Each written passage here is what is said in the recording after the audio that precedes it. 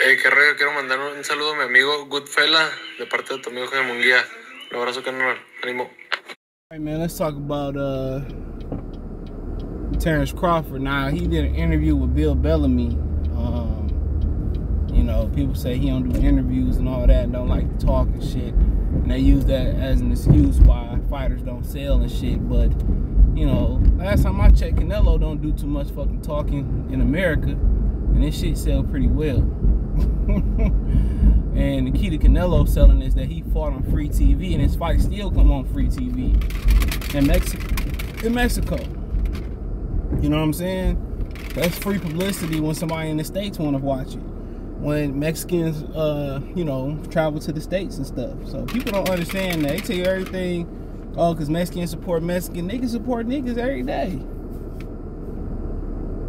You know, black people been buying the same Michael Jordan shoes for how long?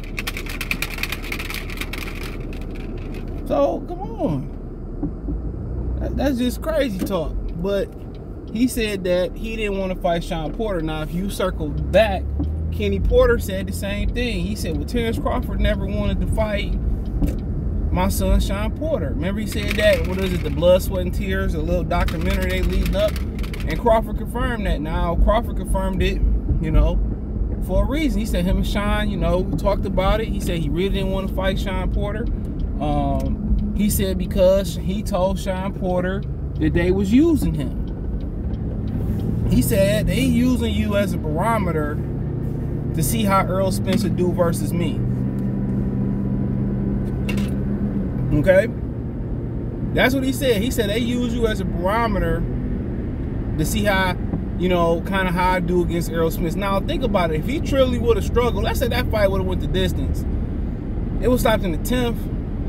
You know, let's say he won by 2 points. Matter of fact, let's say Shawn Porter rocked his ass in that fight, right?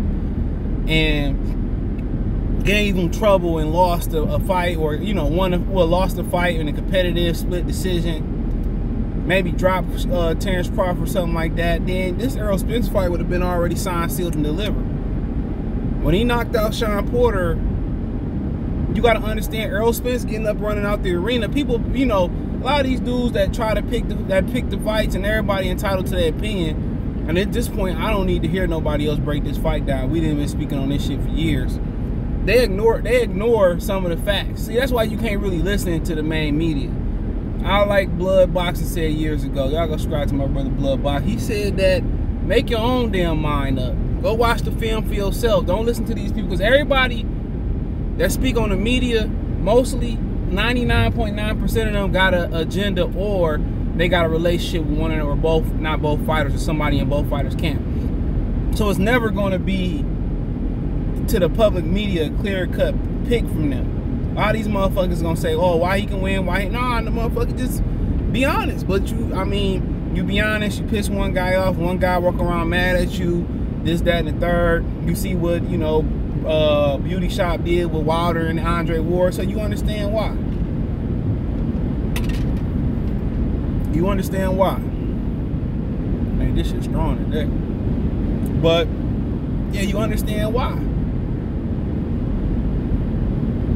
But he said that he was telling Shawn Porter that they using you, and Shawn Porter didn't believe it. And he said, well, I want to fight. And at the end of the day, hey, credit to Shawn Porter. He could have just went along with the program and say, well, and that would have deprived Terence Crawford as an opportunity. Would they would have served up Keith Thurman? Where would his last fight would have came from? You know, or Dennis Ugasi ended up being the world champion after they negotiated him and Crawford. So that, I mean, it's interesting. You know, he said they knew each other for a long time and he didn't want to do that. Now, some talks behind the scenes that Terence Crawford really held back on Shawn Porter. You know, and that he could have really, like, you know, really stepped it up on his ass in a way that he didn't want to do it. But, you know, at the end of the day, you know, Shawn Porter didn't have no problem taking on the test. And Shawn Porter would always go down as a throwback fighter in the era with a whole bunch of throw-up fucking fighters that make you throw up. You know, Shawn didn't mind being no test. I mean, come on. It wasn't like he was a journeyman. You know, it wasn't like he was a journeyman.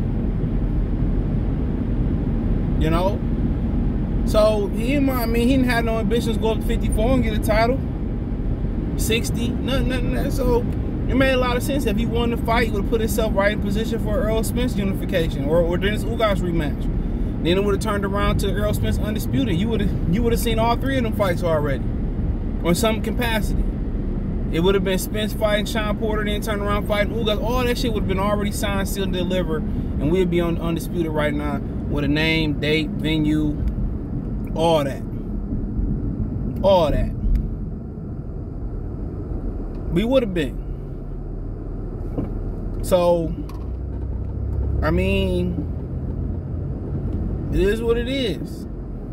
But Shawn Porter was telling him, man, they ain't really making this fight for the reasons it's pretty much an Errol Spence thing. At the end of the day, his performance, put a monkey wrench in the Errol Spence fight.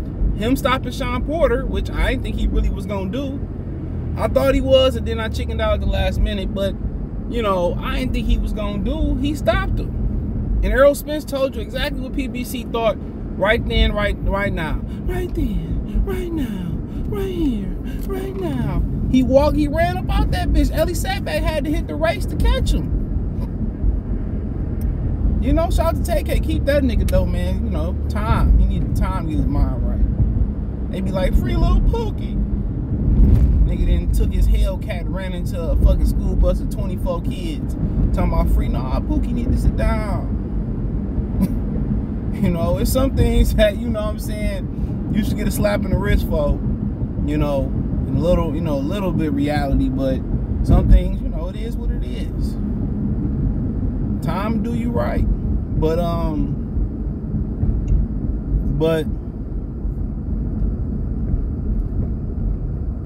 yeah, he said that, he told him that they was using him. And Shawn Porter was like, no, nigga, we gonna do this. And you ain't gonna get out of this shit. Nuh-uh, I'm gonna put the port away on that ass. And he talked about, Bill Bellamy talked about how people were saying how, the way they beat Terence Crawford is to pressure him. But for a lot of boxer punchers, throughout history, that is the way to beat him. You smother him. You see what Madonna did with Floyd Mayweather. You smother their work. You see Jack LaMotta finally got Sugar Ray Robinson with one of the greatest quotes after he finally got him. I watched so much, Sugar Ray Robinson, I got, diabetes. So historically, that is the case. But Terence Crawford is not only a boxer, but as he older, he's in a weight class that's his natural weight at this moment. And his bone density, he got his grown man strength. So he at his natural weight. And he punching hard as hell. So it's easy to come in on a guy that's like Floyd, got hand issues, and he touching you, and he just touching you. It hurt. But the young Floyd gonna go 4, 5, 6, 7, 8, 9, you know what I'm saying? Turn you, and them punches that hurt gonna turn into punches that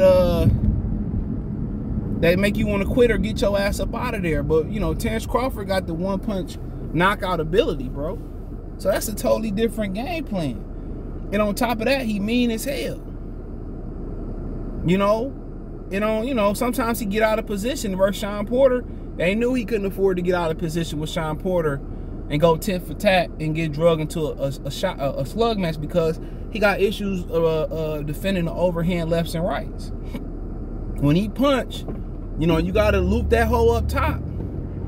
But the different thing about that shit, he eat that shit and give it right back to your ass. So you landing a good shot, you gonna get that one shot in, but he going 3, 4, 5. So he one of them type of dudes that, he ain't just looking. And one reason he knock a lot of people out, bro, compared to Errol Spence, you could talk about setting the shots up and all that shit. He follow up. That's the difference. It ain't that he just per se finished. He follows up. And it's accurate, precise. Even the punches that miss, you know what I'm saying? It's putting his opponent, his op, as the kids will say, in the position to get hit with the next shot. He follow up. That's stuff people don't talk about. he follow up. It ain't that Earl Spence don't hit hard. And I'll do a video on that. Shout out to my man's out there in Philly, Greg Hackett. Man, that dude, man, is phenomenal, man. Shout out to Greg Hackett. It ain't just where, you know, it ain't that he punched harder per se. He finished, but he, you know, that's all a part of that. He follow up. He follow up. That, you know, if you notice, a lot of times he hit you. Look like he hit Shawn Porter.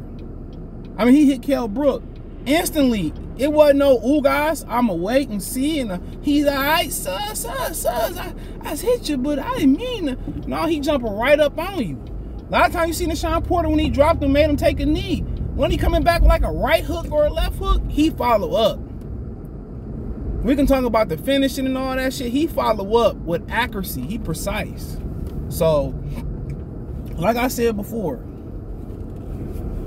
that dude follow up. And a lot of that, you know, is tribute. Errol Spence don't set his shots up like Terence Crawford do.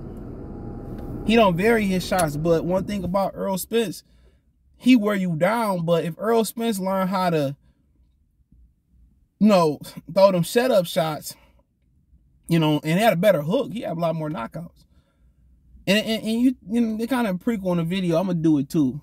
Kind of a prequel. When you talking about hitting harder, man, that shit don't really matter. You know what I'm saying? Sometimes that shit don't, it matter, but sometimes it really don't. Do you carry your power late in the fight? Can you finish a fighter? But also, it's all about, you know, can a motherfucker take it? You get in the ring, and Errol Spence can take the shit Terence Crawford dishing out. Can Terence Crawford take this shit Errol Spence dishing out? That's what it all boiled down to. You seen Ortiz, he could take, or Ruiz can take his shit, but Ortiz can take Ruiz shit, and that was the fight.